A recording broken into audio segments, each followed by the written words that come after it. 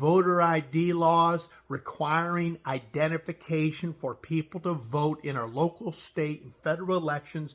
It's unconstitutional, it's racist, it's discriminatory. That is the next attack vector I want to touch upon. This series is about addressing all these sound bites. I'm going to expose every time you hear a politician call someone a threat to democracy, I am going to expose it apart, and I'm going to expose this hypocrisy. Hey, Joe Markowitz with today's Liberty Dispatch. I'm going to pick up where we left off last time. I've already talked about attack vectors that the left will use to get you to believe that they are the only ones that are saving, quote-unquote, democracy. In this episode 6 that I want to point out, the next attack vector is this rhetoric coming from the left, which says that anybody that is passing voter ID laws, any state, voter ID laws requiring identification for people to vote in our local, state, and federal elections, it's unconstitutional, it's racist, it's discriminatory.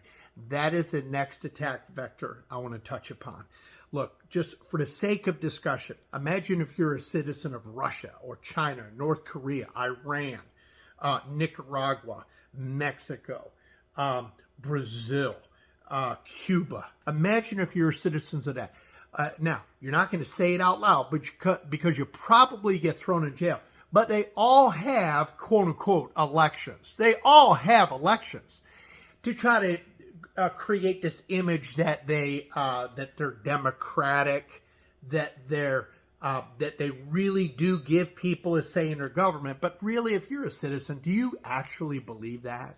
Do you believe that there's accountability, that there's election integrity? Do you really believe in all those countries that I mentioned that there's actually strict laws forbidding the manipulation of the vote? Are you kidding me? Really? Is there accountability? Really? No. You know it as well as I do.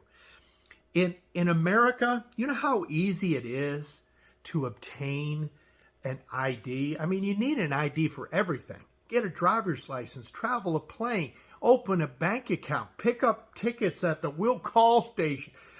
Just to see my mom in the hospital recently, when she was in the hospital, I had to provide an ID. I mean, it is for pretty much everything in America, you need an ID to operate, to have a bank account, to move about, to check into a hotel. You name it. But the attack vector from those on the left that you're hearing over and over again is that voter ID, in other words, providing an ID to prove who you say you are and that you're eligible to vote. That sacred right that all Americans have to provide an ID is racist. To require an ID to vote in America to prove who you are is discriminatory, it is racist, it is Jim Crow 2.0.